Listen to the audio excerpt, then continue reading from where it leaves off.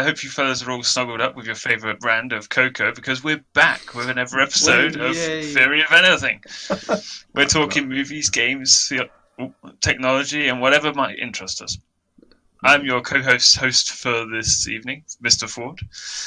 Big welcome to the boss man, co-host Andy. Hey. How are you doing this fine day? I'm all right, Well, no, I'm not. I'm not all right. Oh dear. I'm not okay. I'm a bit sad. What darkens your cloud this day? I made a boo-boo. I killed my iPad. Yeah. I poured a liquid beverage all over my iPad. Why? A liquid beverage? Yeah. Well, if truth be known, it wasn't me. It was my bag. I have, as you know, a man bag. Hands up. I have a man bag. Okay.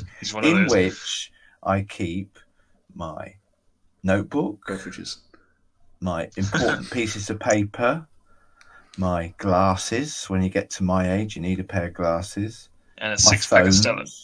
The usual important stuff. And a six-pack of Stella. Yeah, no. We know, don't we? Anyway, I went to the cinema at the weekend to watch, not very good film. Cats. Yeah. No, it wasn't Cats. It was Bad Boys for Life, but I won't be talking about that today. Wasn't impressed. While I was in there, the beverage of choice spilt in my bag, and I didn't know about it. And when I got home, my iPad was super hot, superconducted heat hot, and it hasn't since worked. So I'm iPadless. Oh gosh. So I'm not very well. I'm not happy. But no, sorry. Enough of my woes. I'm sorry to go on about that. Yeah, well, okay. Yeah. I'm fine. I'm fine. Yeah. Yeah, you just keep telling yourself that. Anyway, back by popular demand is our understudy co-host, Devon. Hello. How fares your day? Any better? It's going all right, isn't it? I mean, it's my birthday soon. Oh. So I'm excited. But yeah, everything's good in my hood. Have you put anything on your wish list yet? I have actually. Go check it out. Okay. Yeah. But I'm also going to see, as we mentioned it before in this podcast, 1917 tomorrow. Yes. Possibly. Well, I don't know. I think it's technically a secret, but I don't know. It's a bit in IMAX. So I'm very excited for that. Is it a secret from whoever you're taking with you? No. You'll surprise them on the day. Hey, it's my birthday. We're off. Yeah. No, but that should be good, and I'm happy. So yeah, you should be very happy. Early about present. that. Yeah. That's good. Cool. I think tomorrow's the last day that they're showing it. So. Oh really? Got to get it in there. Yeah. You'll be glad you went. Yeah, it's a great film. Lovely. It's not flawless. It's got a few things that I would say, but no, technically, visually, and if you've seen it in IMAX, the audio is stunning. Yeah. Anyway, enough of me. Enough of that. Yeah. So, but nothing. No technology broke on you this week. No. Not so far. That's good. Okay, shall we do pickups on our previous episode? Anything you want to mention? Okay.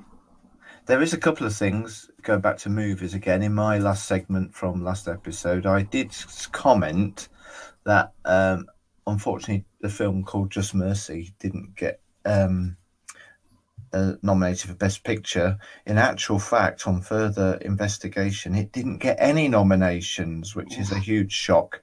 And I think I said, hopefully it will get nominated next time, but it won't. It should have been in this year's nominations. Okay. So that's a real drop the ball by the Academy. Well, maybe it's just not any good. No, there's been lots of talk online about it, and the people are upset that it didn't get anything. But on a lighter, happier note, you asked Ford, I think it was, Ford asked about Endgame. Oh, yes. You were surprised it didn't get Best Picture nom. I'm sorry. You didn't mention it, yeah. But it did get a nomination for Best Visual Effects. So that sounds right. Let's hope it wins. I'm not sure who it's up against in that category, but you'll have to look and watch out. We'll probably comment on that another time. That's all I wanted to add. Sorry. Yeah. I think that's fair, but I have to say I reckon it should have got all the nominations for everything. Yeah. In every category. Every category, and have one. I think. I dear. also want to give a shout out as well to E. Dingwall, who commented on our, I think it was number 1 podcast on YouTube, asking for a link to the thing that I was talking about, which is a video talking about all the good things about the prequels, more specifically episode 3, Revenge of the Sith. So that's now in the description of that video, so go check it out. Excellent. I mean, it's quite good. See if it persuades you, as did me. Yeah, so prequels are good. You heard it here first. That is a worthwhile video to watch. Actually, I did do that after you challenged me on it to do that. So it did help me to gain understanding on your viewpoint. We have to be open-minded, don't we? We do sometimes. Indeed. Yeah, sometimes, not all the time. All right, shall we sideswipe into our first segment? Let's go for it. Paps segment. Subject. Okay, so it's me first this time. Now, I'm going to prefix everything I'm about to say by just saying I think it's clear to regular listeners that we are all Christians who participate in our chats on this podcast. So, and I think I've mentioned before that, it kind of, when you have a faith like that, it does permeate every aspect of life. So we view our pastimes and our passions in other areas of life, but we review it through a Christian reflective lens, as it should every aspect of life. But so I'm going to talk something which is a bit more spiritual now. For the last 3 episodes, we've touched on stuff, but there's never been an actual segment that you could say was spiritual. Yeah. So, and I thought, what can I talk about briefly? Because I'm not here to preach. That's not my aim at all. I'm going to mention a couple of verses from the Bible, but I also wanted to talk a little bit for a few minutes about something that I think even a non-spiritual person would say, yeah, I can go along with that. Okay. And that is, I'm going to call it the power of what we say, or word power. Ooh. Word power, the power Sounds of good. our words. Yeah. Okay, so I'm a strong believer that what we say is important. Our words can make a big difference in people. You hear that phrase, don't you? Sticks and stones will break my bones, but words will never hurt. Yeah. It's so not true. We've all probably been hurt by something that somebody said, haven't we? It's a great thing to probably say to kids in the playground. Don't listen to them, But in reality, life isn't like that, is it? What people say to us can be painful and can have lasting effect. So I'm a strong believer that words are important. In fact, for the Christians out there listening, we all know that God spoke. In Genesis, we read about God speaking the world, the universe into existence. He used words to create creation. And even going further forward in the Bible, in the New Testament, we hear about the Word of God, and the Word was with flesh. Yeah. In other words, talking about Jesus himself in body. Yeah. Yeah, that's right. So even Jesus is referred to as the Word. So that word is significant in the Bible. I'm going to focus quickly. I'm going to mention a short passage from the book of James. Now, James is a great book. It's probably my favourite New Testament book in the Bible. For this very reason, it's a subject I'm interested in. And I'm just going to read you a few verses from the Message version in James chapter 3, verse 3 to 6. Are you ready? I'm ready. Couldn't be more ready. Okay, cool. Are you on the edges of your seat? I actually am. Well, I got my legs up, but yeah, okay. I am. That's it. Very good. So, James 3 to 6. A bit in the mouth of a horse controls the whole horse. A small rudder on a huge ship in the hands of a skilled captain sets a course in the face of the strong winds. A word out of your mouth may seem of no account, but it can accomplish nearly anything or destroy it. It only takes a spark, remember, to set off a forest fire. A careless or wrongly placed word out of your mouth can do that. By our speech, we can ruin the world, turn harmony into chaos, throw mud on a reputation, and send the whole world up in smoke, and go up in smoke with it. Smoke right from the pit of hell. They're powerful words, aren't they? That's just a few verses from James.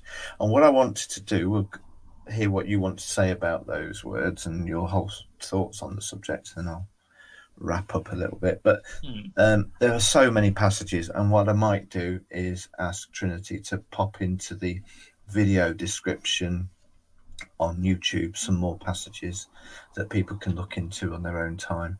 But that to me sums it all up, those verses there in James 3.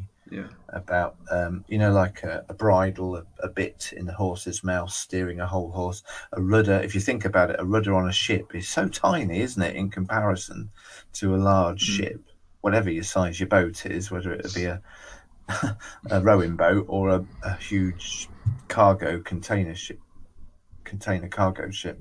They're in comparison to the size of the actual craft, the rudder is a very small part. Yeah. And just like our tongue is a very small part of our physical being, it is so powerful. It can lift up and it can pull down. So that's my intro really to the whole subject. What's your thoughts? Yeah, I think that's very, very interesting. I mean, the verses that you read out, correct me if I'm mistaken, but it was very focusing on the things that can go wrong. Yeah, it did. Yeah, I must admit. Yeah. Well, obviously, there's another verse. I can't remember where it is, but it says something like, "You speak out your word, and it will not return to you void." Yeah. Meaning that obviously your word does have power, and you speak out, I don't know, health or blessing or whatever over a person or over your own life as well, and it won't return to you void. And I think that's very good as well. So my sort of takeaway from this is, well, maybe not a takeaway. My problem, I think, is where do you guys come down on the name it and claim it crowd? With the whole prosperity gospel and God just wants the best for you, and that's all there is. Sort of. Well, maybe not. That's all there is, but. Do you guys embrace that kind of theology? Do you think that's Do you want to dodgy? answer that? I mean, answer that, I think God does want the best for us, but what the best for us isn't always having the most money and being like hugely, I don't know, what we would call worldly wealthy. Because even in Hebrews it talks about lists loads and loads of really good people, like heroes of faith, how they were persecuted and how they were too good for this world. So our home is not in this world, and that is not where we find our value from. And obviously God knows that, and I don't think he has that in our focus. But at the same time, I think speaking good things over yourself is very, very good, and I think it can't hurt. I mean, as long as you're focused, because I know a lot of people have their focus in money, and that's where the issue can be. Okay. But it's the love of money that's the issue rather than money in general. So would you kind of frown upon the televangelists that would say, say this every day and then you get the big bucks? Okay. Go on, Devon, you finish your thoughts. I think it depends where the heart is. I mean, if the focus is on money all the time, then there's an issue. But I think money should be brought up because it is a big part of life.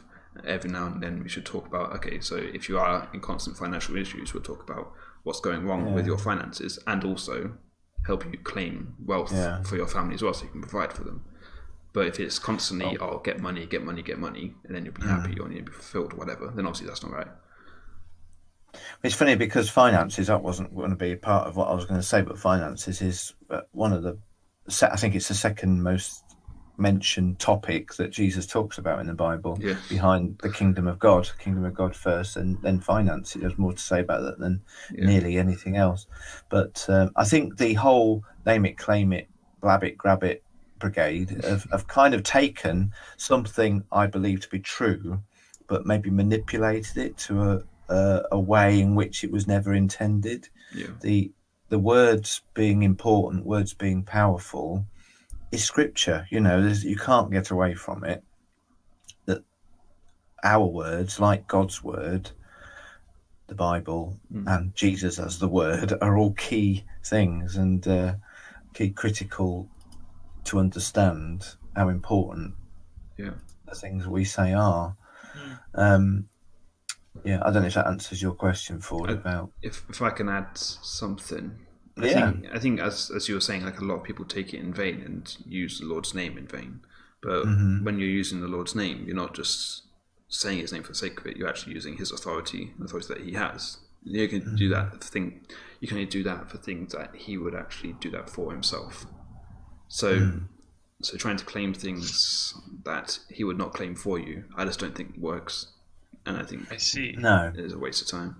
And it puts your focus on that thing rather than you focus on what God actually wants for you, and be able to actually claim that rather than other stuff. Yeah. And are the things that people are applying that teaching, are they selfless or are they selfish? That's the thing. Is it for the blessing of others, or is it for self that people might be applying that whole philosophy on? Do you mean the teachers or the people who follow the people who receive it? I think there is a problem in some of the teaching of it has been twisted by the hearer to believe that such and such is true.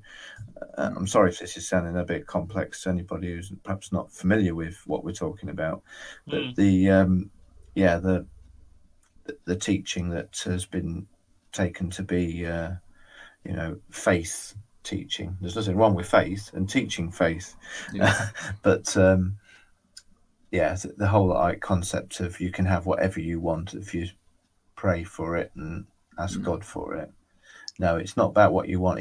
God never promises to meet our wants. He promises to meet our needs. Yeah. Yes. And meet his promises. Yes. Yeah. And he won't. He will always be faithful to his word. Yeah. To the promises he makes. Yeah. An argument that you see is people saying, "Oh, well, the father of faith, Abraham, was hugely successful and very, very wealthy and had everything they could ever want."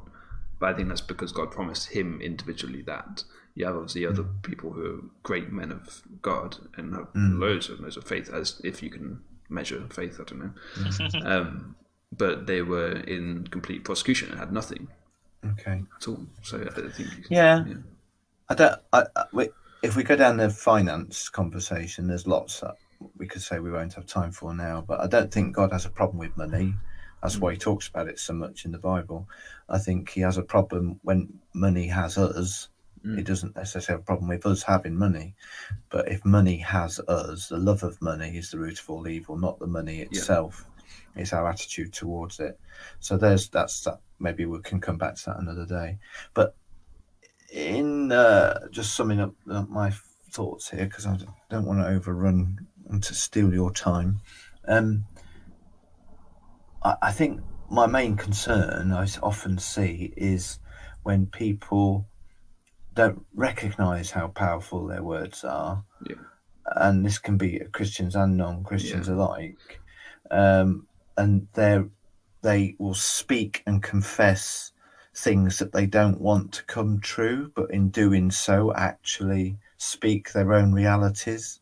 So, for example, I remember a situation at church once, many years ago, where somebody went forward to be prayed for in an area of sickness, and somebody prayed for them to be healed from whatever it was their condition was, and the lady came back and sat down and said to a friend of mine who was sat next to them, "Oh, that was wonderful. I really feel amazing. You'd hardly know that I'd got it." She'd spoken as if what had happened at the front of the church hadn't really happened, whatever the condition was. I don't know.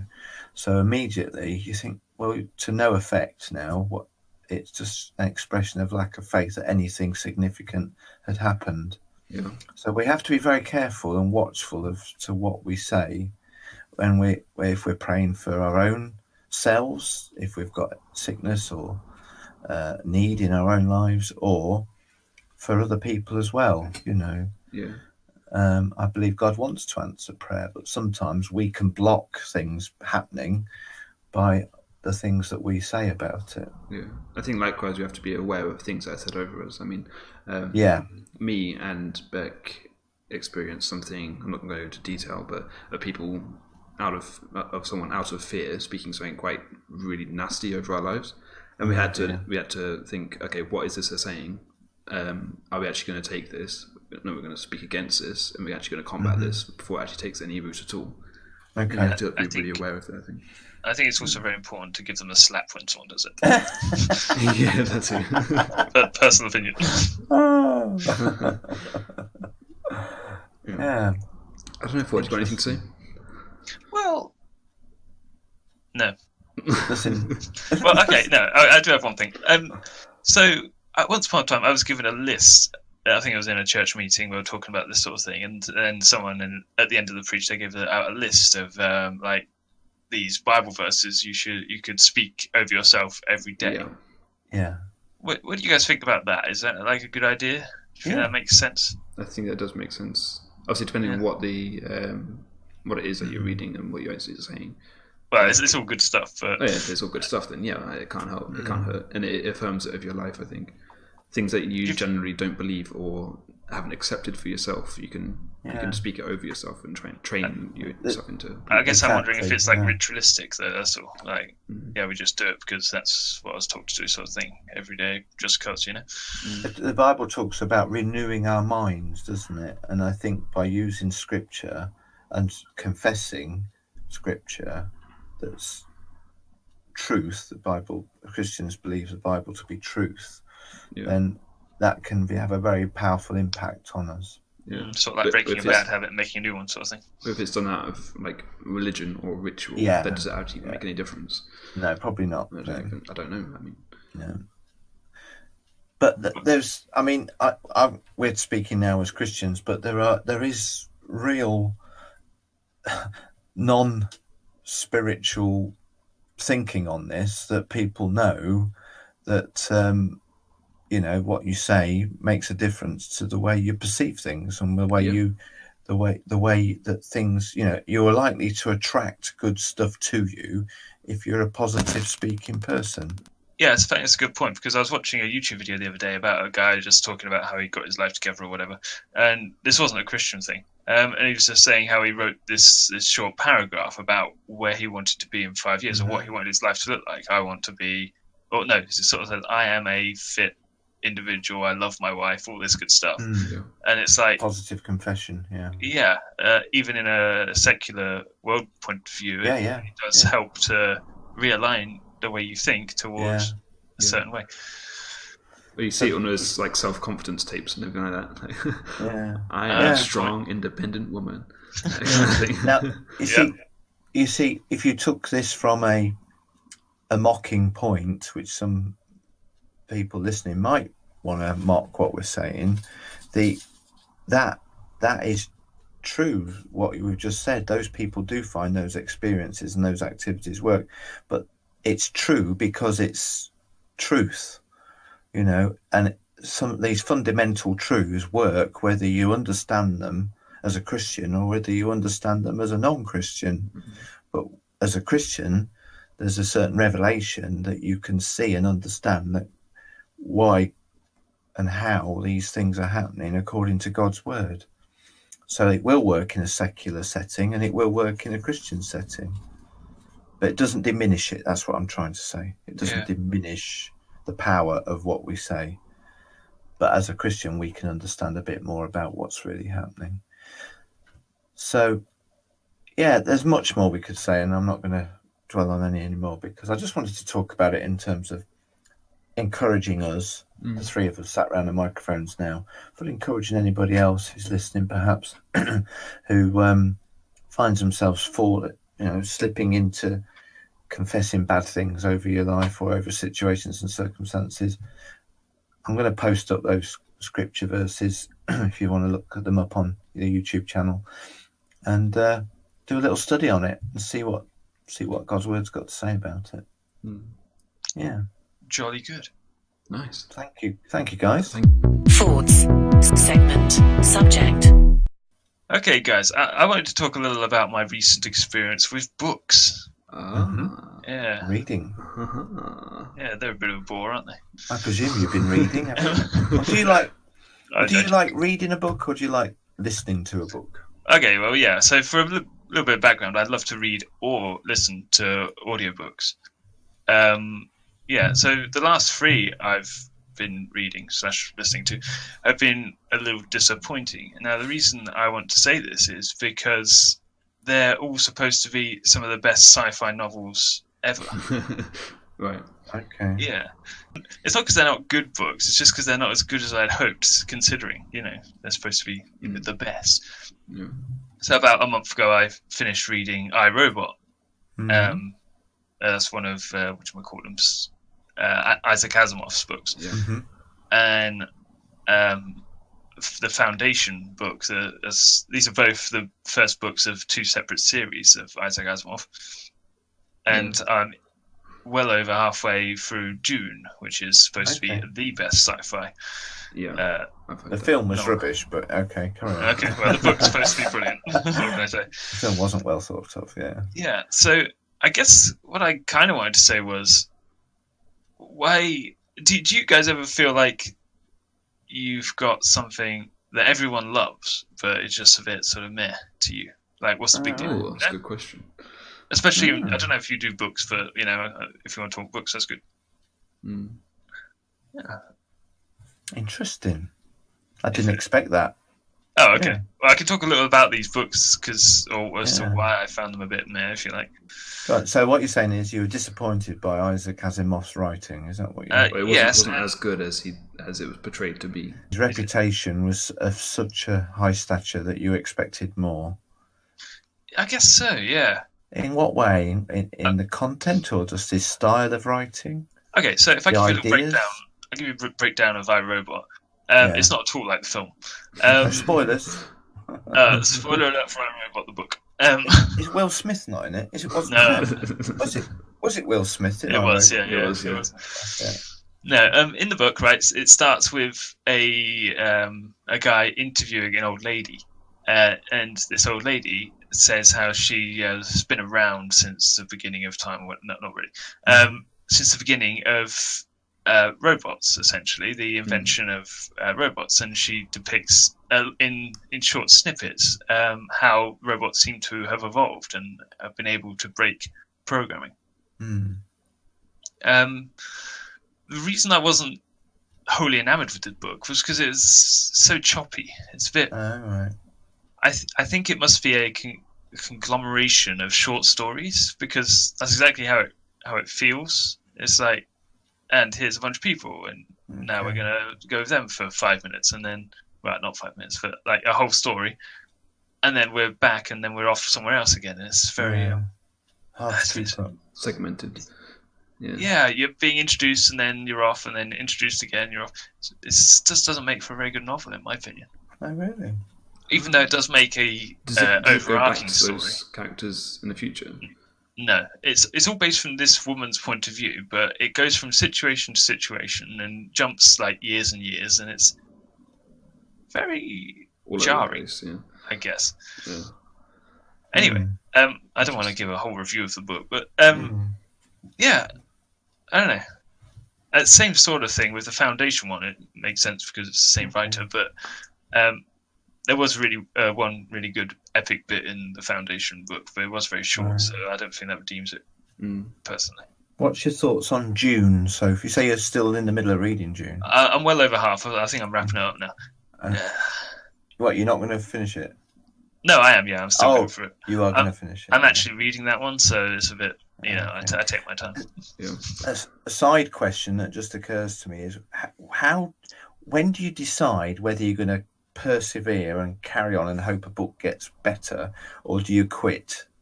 Somebody said to me, if you're not engrossed in a book by the first 50 pages, then you shouldn't carry on. Really? How do you feel about that? Would you persevere to the end anyway, or The only book I've ever quit on was a Discworld book, and that was because it was slamming on God far too hard. Oh yeah. Small God. Terry Pratchett. Yeah, Terry Pratchett. Yeah. I would not recommend that one. Okay. A lot of his books are actually really quite fun, and he pokes at God a bit, but not so much. But he's big enough; he can take it. Yeah, quite. Yeah, but Small Gods, it was just uncomfortable for me. It was just constant. Okay. Yeah. So. So no, that was a side question. Sorry, I distract from your point. I generally stick with a book because the reason I've been reading these three particularly is because I thought, I know what, I need to listen to some more sci-fi. Read more sci-fi novels because I'm generally a fantasy kind of guy. Oh right, okay. So I Googled it, and these are all like the top few. Yeah. On Google. Okay. So. Yeah, you would have kind of thought they'd be really good, but I mean, maybe it's because they're in a series of their own. You have to persevere into the next one, and it gets really good. But I don't know. I think the idea of sci-fi has changed a lot in time, and what may be considered very, very good back then, obviously made a huge name for the authors and for the book itself, may not be considered that good now.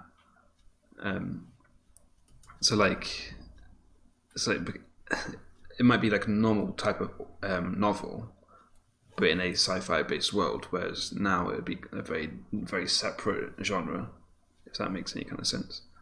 It does, yes. Yeah. So maybe you're expecting something that's not going to be it because it wasn't completely out in its own genre at the time. I don't think that's the case for these, because iRobot is obviously all about robots, and that's kind of what I was hoping for. Yeah.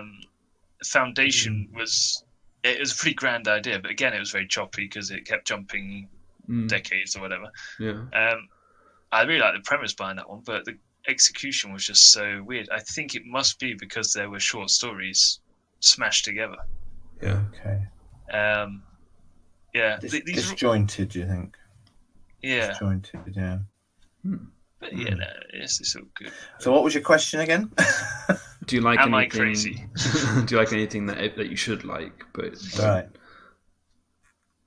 Star Trek. What? That's what we talked about before. So your question is, do we have something like that we really love, but generally is not thought, or that other people think of better? No, what was the question again? Okay, so if you should like something, or people like something that you don't really think you like that much. Okay. So something that's supposed to be very, very like a classic and supposed to be like very well thought of, but you kind of like meh. Yeah, am I just a troglodyte, or is this a real thing?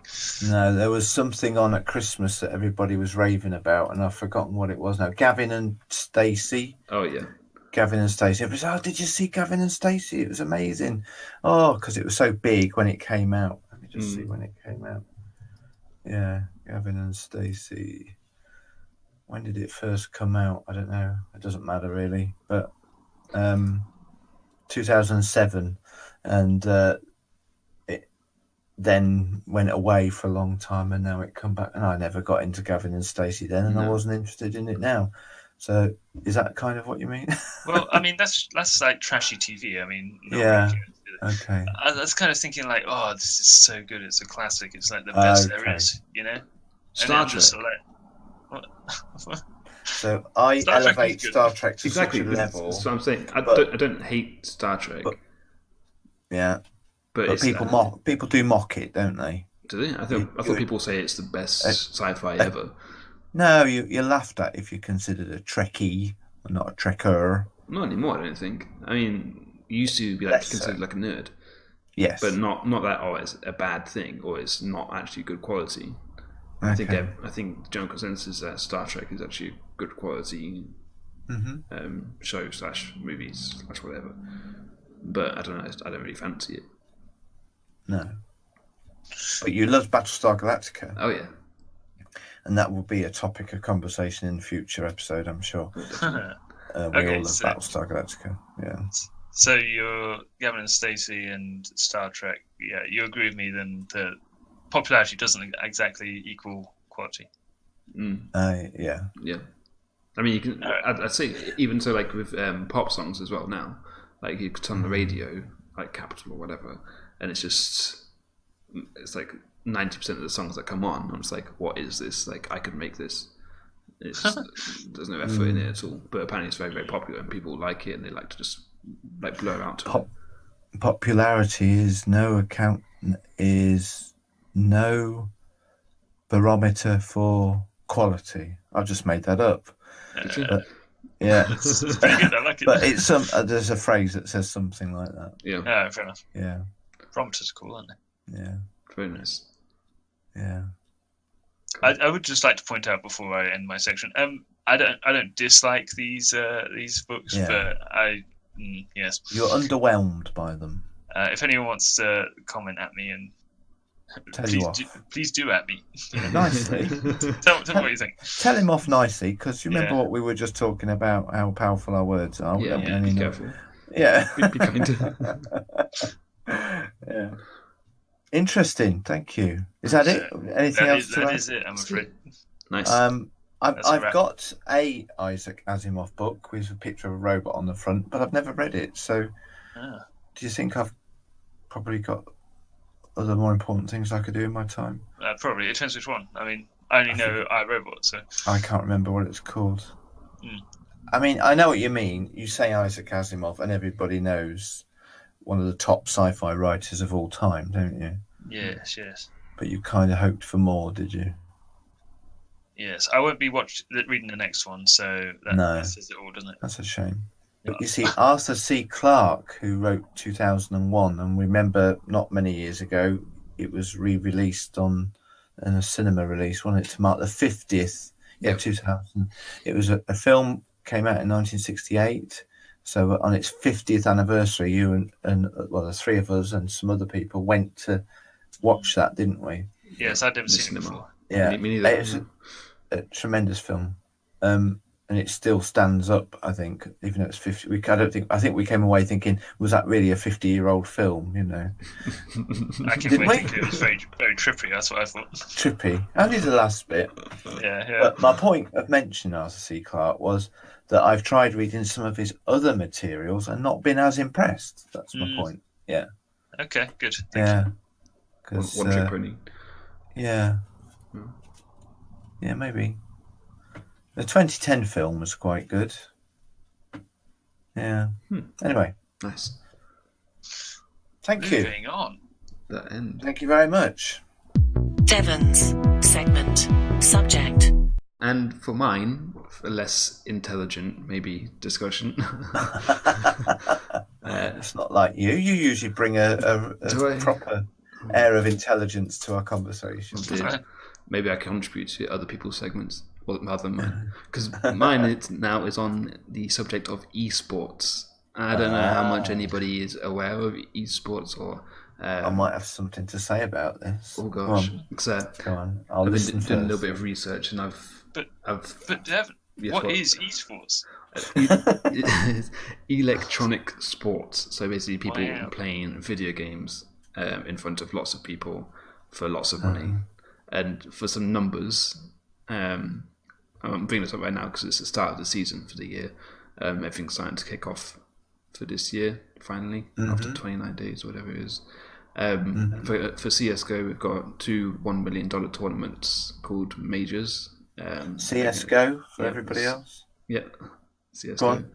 What is it? Counter-Strike Global Offensive. First-person shooter game. And then there's Dota 2, and they've got the International. Last year they had a $34.3 million prize pool, and it made players millionaires instantly. Some serious cheddar cheese, isn't it? Yeah. Then League of Legends World Championship last year hit 3.9 million consecutive watchers at its peak. The global esports market is estimated to reach $1.6 billion by 2021, that's next year. So my question is, I don't know how much people are aware of it, how much people know much about it, but do you think that esports are a thing that are going to take over conventional sports with new generations? Is it going to run alongside, or is it just going to? It's just a phase that's going to fizzle out in time. Okay. I don't think it's going to fizzle out because it is so very popular, and it's only going to get more popular with the better games, I think. Mm-hmm. Yeah, that's me. I think, I'm sure you've got more to say than that, but I'll chip in. I think it's an unseen phenomenon to most people. People are shocked if you said those figures to them, aren't they? Yeah. There was recently, it did make the headlines when whoever won the World Championship at Fortnite, wasn't it? Yeah. Only because it's such a popular game with the kids nowadays. I think one player won like $3 million or something like that. And then suddenly all the kids in their bedrooms said to their parents, "See, Mum, I'm not wasting my time. I'm going to be a." But people have been doing that for years, though, making like really good livings. Yeah, exactly. Yeah. We all know, I'm sure, how much of a living you can make playing games and YouTubing and other such stuff. I know that's a whole separate subject, but esports is interesting. I don't think it'll ever replace actual physical sport, because I think people will always, it's in the human nature. Since Greek times, the Olympians have wanted to show prowess in physical ability, haven't they? And it's going to be part of human nature. So physical sport isn't going away. But do you think the viewership of those would diminish and esports take over with new generations? Because a lot of people have no interest at all in any physical sports, but only in esports. Are they two separate audiences, do you think? Or do you think some people cross over between the two? It seems like it's mostly young people, which makes me think it's a generational thing. In a couple of generations, it may change completely, but I don't know. Will you still be watching esports when you're 50-something? I don't know. I'm not sure. Will you still be participating in esports? Well, that's the thing, isn't it? Your response time slow down, I have to say. You have to play more sedate games. Same as also physical sports as well. I've been watching a lot of UFC, MMA recently. You get some people obviously in their 30s, but obviously not much older than that. Come on, give us some definitions. UFC. Ultimate Fighting Champion. MMA, mixed martial arts. Okay. Yeah. I'm on behalf of my generation, I need a definition. UFC is quite new actually, so I should have mentioned it. Clarify that. Yeah. I've been watching a lot of that recently, which is very, very different in terms of like the playability as well. Like you don't have to buy a game and buy a computer to be able to punch someone in the face. You just go down to the local MMA club or whatever and learn, I don't know, jiu-jitsu or whatever it is that you almost want to get a belt at the weekend. Yeah, and that too. or just grab a football and kick a football around with your mates and that kind of thing to actually get involved in the actual sport. Whereas if I want to be able to play on the same ground as everyone else on Counter-Strike Global Offensive, for example, I need to spend hundreds and hundreds of pounds on equipment to actually even do that. I think there's probably still many more times people, I don't know the actual number, so I'll make it up, 100 times more kids kicking football around in the parks than there are people taking part in esports tournaments, maybe watching as well, but I think the football kicker might be doing that before it gets dark of an evening and then going home and watching esports in the evening on YouTube. Yeah, but I mean, they could just jump on and play a game for themselves, just like they just jumped down the park and played for themselves. Like, even if they're not actually playing an esport tournament, just like they're not playing in a tournament in the park, they could be doing it at home just casually. I think I'm convinced in that the average kid is more of a gamer in his bedroom than he. Do you think so? And we all know the kids of today are the adults of the future. So I have a feeling, maybe esports will take over. Take over? Yeah. I think there's that. So you're a fan of football. Is it one, because your parents are, maybe? Or two, because you go out and play football with your mates and that's just something you like? And I think the less people do that, and I think people are doing that a lot less now that they have other options. I don't know. It's hard to quantify, isn't it? There's still after-school sports clubs. There's still Sunday league football teams. We all know probably in our own church environments a number of families that can't come to church on Sunday because their kids are in a football team, and that's just a small snippet of society, I know. But football is always going to be popular, I think, with young people as well as older people. But always is a big word, though. It's accessible. That's why it's going to be. Yeah. I mean, children in countries where they haven't even got electricity are still kicking around something in the dust in the street, aren't they? You know. But you throw around always, like right now, of course, football in this country is extremely popular, the most popular sport / any kind of competition ever in this country. That's UK football, aka soccer. Soccer for any of our American viewer out there. International, yeah. But the audience. But if esports gets more and more popular with the rise of gaming, like internet cafes pop up more, so you can literally just go down to the internet cafe, pay a few quid to have a few hours on their computer, just like you would at a Sunday football tournament or whatever. Okay. Thing is, I reckon you'd be hard pressed to find a kid who doesn't have a games console. Yeah. I think that's what it comes down to, and I think maybe at least half don't have a football. But they're all playing Fortnite. Oh yeah, but there is esports in Fortnite. Yeah. There's potential for esports in most games. As we said, yeah. I think they sunk $100 million into the production of esports in Fortnite alone. Yeah, just for the production of it and everything, for the prize pool. They're not. Interesting. It's not going away, is it? It's certainly gaining momentum. Yeah, and it's got you say the money is piling in onto these tournaments. Now I'm interested to know what you think about this. I was listening to another podcast on the subject of gaming. I try and broaden my horizons.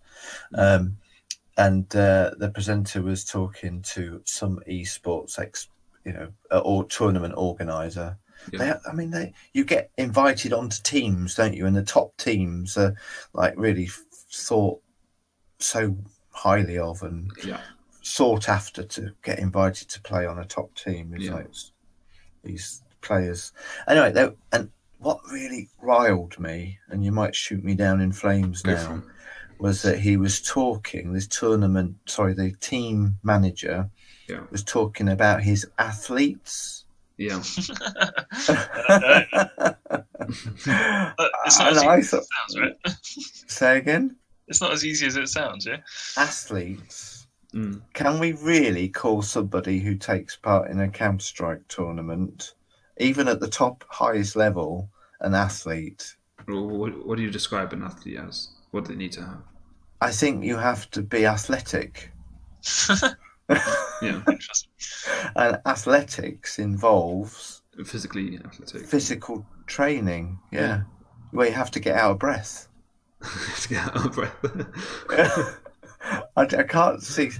I mean, their thumb muscles must be very strong. And I did wonder about asking this question. I'll jump to my next question now. These top athletes and sportsmen in the old-fashioned conventional sports, sports, old-fashioned conventional sportsmen will insure certain parts of their body. Are these esports top performers insuring their thumbs for millions of pounds, do you think? Probably. No. It's a throwaway question. I didn't mean it seriously. It's not really thumbs as well. I mean, the most paying and most prolific games are on mouse and keyboard, so wrists. Mouse and keyboard, so index fingers as well. Yeah, exactly. Well, I know of a multifunctioning thumbs and hands, fingers and hands. Okay. I actually know of a pretty famous internet artist who has insured his hand. So wow. And I doubt he makes millions. I have to say. Wow. There you go. Yeah. That'd be interesting. And there's loads of cases of where these professional players get things like RSI, repetitive strain injury. Yeah. Oh gosh, I can believe that. I mean, it happens a lot, and there is risk to it. I'm sure. Yeah, but obviously, are they athletes? I don't know. Probably not, but I consider them that. No, I'd call them professional gamers or just professional esport players. So I wouldn't call a snooker player an athlete, or a darts player an athlete, or a chess player an athlete. But they all participate in sport. Yeah, they're sportsmen. I know the Google definition of athlete. Yeah, have you done it? Go on. It does define it as a physical exercise sort of thing. Mm-hmm. I was right. Yes. Yeah. If you trust Google, I suppose. The managers obviously are very, very invested in their players, their organisation, sure which is probably why they're trying to refer them as athletes to try and pay them respects. But are they actually athletes, as I say?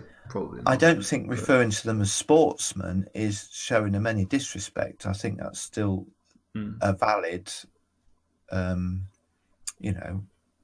you like, I'm trying to think how to call it, that it's still valid to call them sportsmen. Yeah.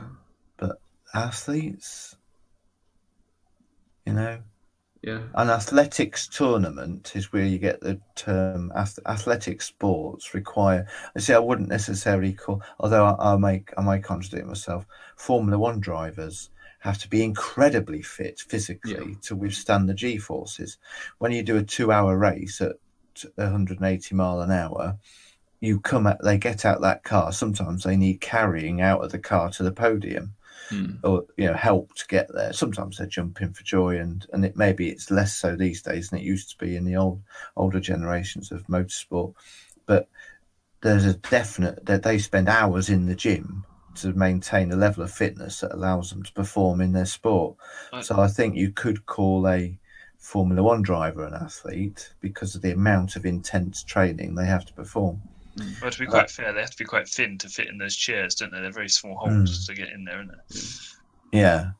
But can you succeed in esports if you're unfit, 18 stone and got a heart condition? You can succeed, yes. Although the most popular and most not popular, most like the best teams right now, especially in Counter-Strike, have things like diet routines, exercise routines, sports therapists, that kind of health. thing. Good. You got to be in good health. Yeah, exactly. Yeah, and it helps them a lot because happy mind, happy body, happy mind, everything's connected. Yeah. And I think obviously they do train, but obviously it's very, very mental instead, strategy wise as well. But as I say, I think I agree with you with the athletes part. But that's nothing. That's nothing to take away from how relevant they are in the sport world, right? I agree. Yeah, especially in Asia as well. They walk down the street and they're screamed at. They're actual celebrities. And they deserve that. It's a skill. It's a real skill, and it should be acknowledged as such. It's not just kids playing games. These are talented sportsmen. I agree with that. Yeah. I mean, me and Ford went with some of the people went to London for one of these Counter-Strike majors. Yeah. So it's a $1 million tournament, and you were literally walking down the street after the tournament, and you could hear people shouting the name of the most famous British Counter-Strike player. Yeah. And people just screaming his name down the street, even if he wasn't around. Yeah. A celebrity. Because they were off the high of it, and it's a celebrity. Yeah.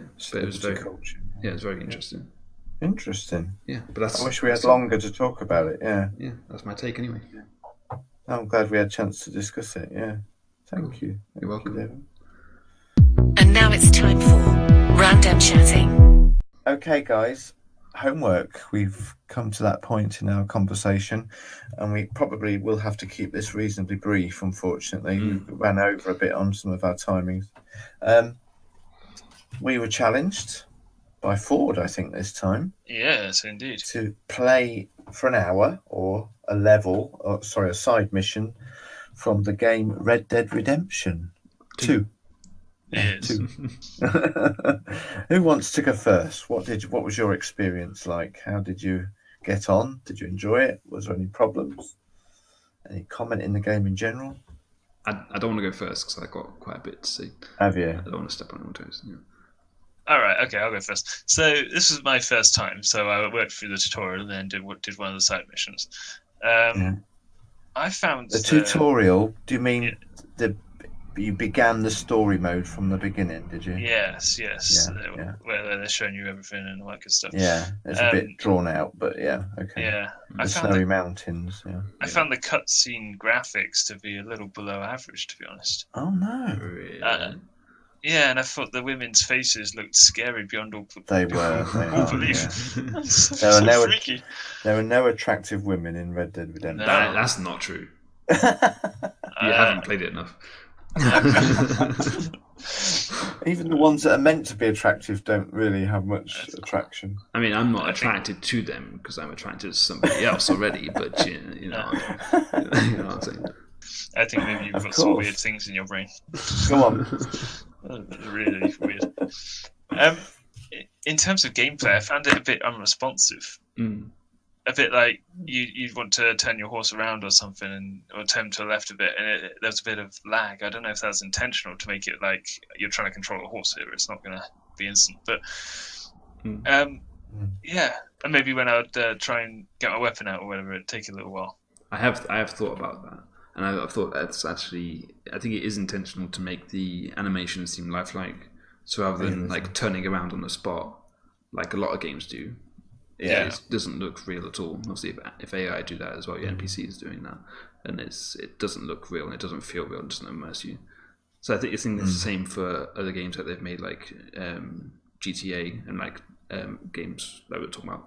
I think was it last week? Yeah, Witcher is similar to that as well. But yeah, I think it's made to feel more lifelike. I found it a little distracting, but then I wasn't playing for very long, so maybe I just didn't get into it. But yeah, was it an enjoyable experience for you? Yes, it was. With those negative points aside. We probably should have said off the offset. It is a bit 18, so you want to watch out if you're sensitive to that sort of thing. Yeah. Yeah.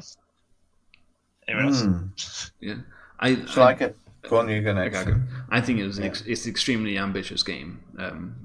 Rockstar made it, if you didn't know. Same people who did G2A, but obviously it's very, very different to what they've done before, and a completely new world. Kind of, obviously this is the first one, but the way that did it was very ambitious. There was a lot to it. It was amazingly well put together. I think like there's a part I was riding along with a character called Lenny, and I went a bit too fast, and he fell back. And I was like in the middle of a sentence, and it finished that sentence, and then Lenny caught up and said, "And what did you say?" And then I started the sentence again, and then quickly flowed back into it again. I'd never seen that on a game before. It actually kind of blew my mind a little bit. The attention to detail of that.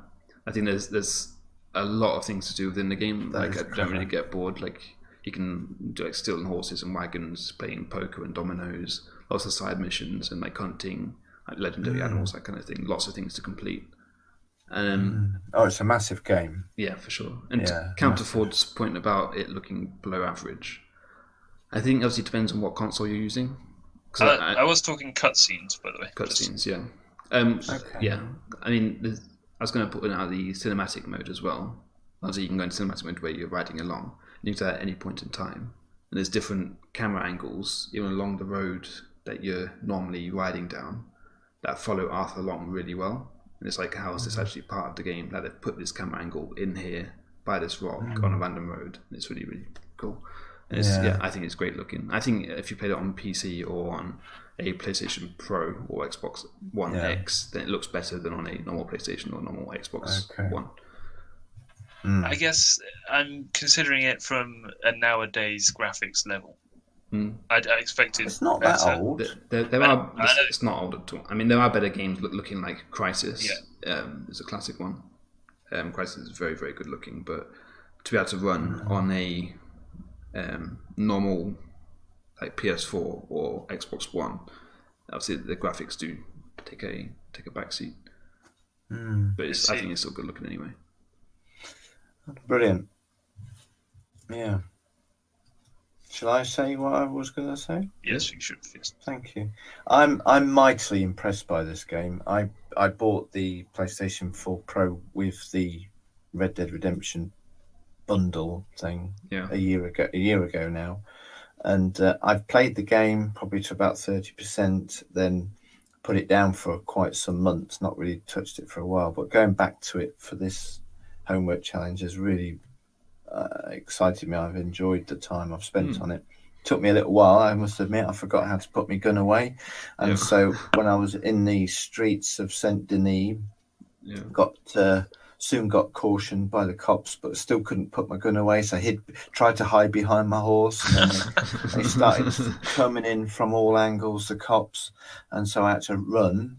And then I hid in somebody's garden. Then I forgot how to crouch behind a bush, so I got killed. I was dead within minutes. Yeah. Yeah, so a bit too realistic. But once I'd remembered how to control Arthur, it was an exciting mission. I had to do the money lending and other sins mission 1, I think it's called, where one of your campmates, we call them that, Leopold Strauss, he sends you off to go and recover some debts. Yeah. And I think it was 2 different debtors that you have to go to. And you get really immersed. Yeah. Like, I have to threaten these people, but I don't want to hurt them. Thankfully, I guess I allow my real world ethics to overflow into my gaming as well. And, if I can get them to pay up, because you've got to as part of the game, without having to thump him, then I will. Yeah. And you don't like to kill chickens, do you, in Minecraft? I don't like killing chickens in Minecraft, no, or any of the animals in Minecraft. Right. I was actually thinking that. I was playing it today as well. I was thinking that I was on I think maybe the number 2 mission from Leopold Strauss, and collecting more debts, but this time it's from... a man took out a loan. I don't want to spoil too much for anybody or for you. Yeah. Man took out a loan, but he died, so it got passed on to his widow and his son. Oh yeah. But you still have to go and collect the debts while they're packing all their stuff and having to move, sell their house and everything. But you just have to cold-bloodedly go in and just take their money from them. And then you just you can see as Arthur Morgan. I don't know if it's different in different playthroughs. As Arthur Morgan, you haven't got any remorse or anything. Like, you're the bad guy, but you forget that you're the bad guy. Yeah. It really throws up some emotions, doesn't it? That's probably the next mission I'll have to do, because it was a farmer who was sick, and his wife and his son, and his wife comes running out when you're talking to the farmer, and she says, "Leave me alone, can't you see he's not well?" And it's really quite emotive, and in the end Arthur lets him be. But obviously you've just, spoiler alert, you've told me what's about to happen. I'll have to go back to that farm again and do what you've just said. But I will just say quickly, what I'm so impressed by the game is just the environments. I just love walking and riding around the environments and standing on top of a hill, looking at the scenery. I love it. The wildlife. There was another incident that really did annoy me, a negative, is I was walking down a narrow alleyway and this guy was in the way. This was while I was still in Saint Denis, after I worked out how to put my gun away, or not get it out accidentally that time. And he kind of started getting annoyed with me because I might have bumped into him. Yeah. And we ended up in a fist fight, but I couldn't get away from the fist fight.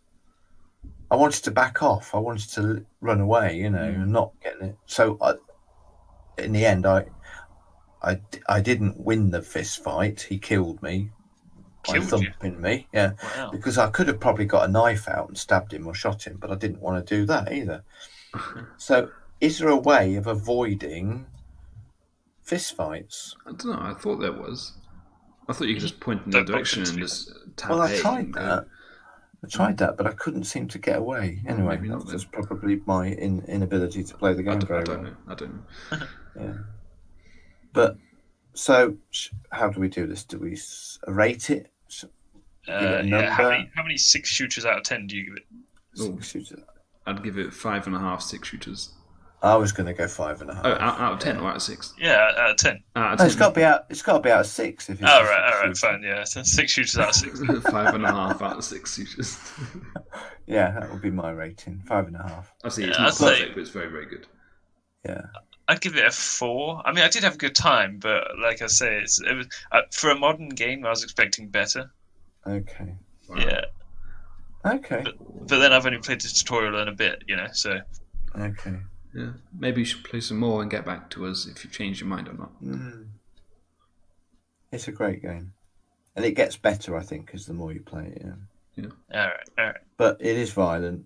There's Yeah. some swearing. Another thing obviously we're going over quite a lot, but another thing I really want to know is very interesting how, because Rebecca's playing it as well, and there's one point that you get a lot of money, and she got to that point and she's still got all of her money. She's got like $4,000 or like $3,000, something like that. I got to that point, I got $4,000, and now I spent it all, and I only got $500 anymore. And she's like, "How on earth did you spend all that money?"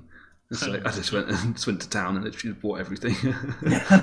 Interesting. Yeah, it's just really cool how obviously two different players can do different things throughout this big world, and I enjoyed it a lot.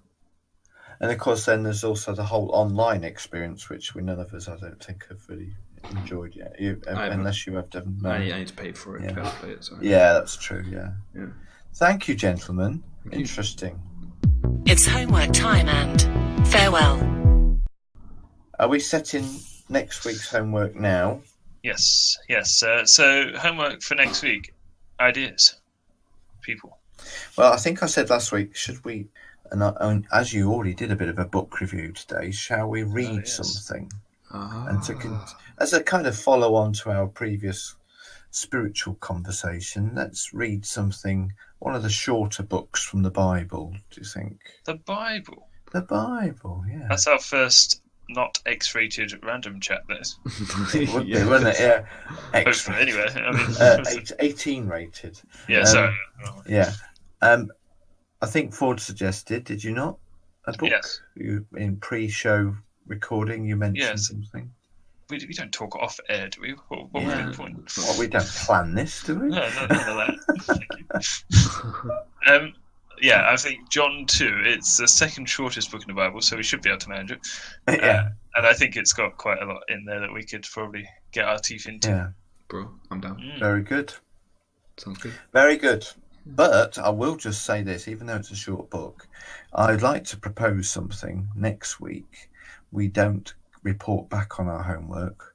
We do something slightly different. We thought, even though it's early days for this podcast, that once a month we might bring in another voice and have a guest speaker. What? We're still working on who that might be. Several thoughts are possible. So we might use our random chatting section next week for a guest speaker. Yep. So watch this space, listeners. Well, listen to this space. And if that happens, then random chatting we push to the week after. Yes, so we'll be coming back to report on the book of John 2. Oh, no, sorry, 2 John. 2 John, sorry, yes, you're right. Because John 2 means John chapter 2, yeah. Yeah, no. You want 2 John. Yeah. Yeah. In 2 weeks' time, or 2 episodes' time. Yeah? Well, if you guys like what we've been throwing out here at Fear of Anything, make sure you guys hit the subscribe or the like or comment or all the buttons, really, I guess. Just mash your hands all over the keyboard, I guess.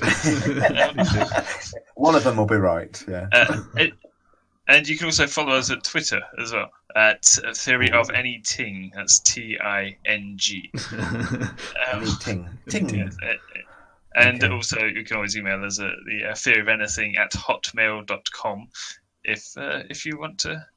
So we're on Twitter as well, are we? Yeah. Yes, we're on Twitter. We have a tweet up. Yeah. A tweet, yeah. Let's get some more Twitter. The great thing about Twitter is that we can continue some of these conversations away from the podcast, add things that we forgot to mention, or answer questions that may pop up. So go follow our Twitter. Also, if you have anything you want to ask us, tell us, then we might respond to it.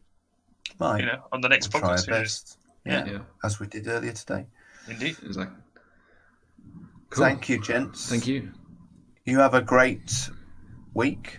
Yeah, you too. And look forward to sitting around the microphone again with you all. And one final quick last shout out. Thank you so much to our producer, editor, Trinity, for all she's doing. Yay. And and speak to you all again soon. Yeah, see you in a bit. Bye. Bye-bye. Bye.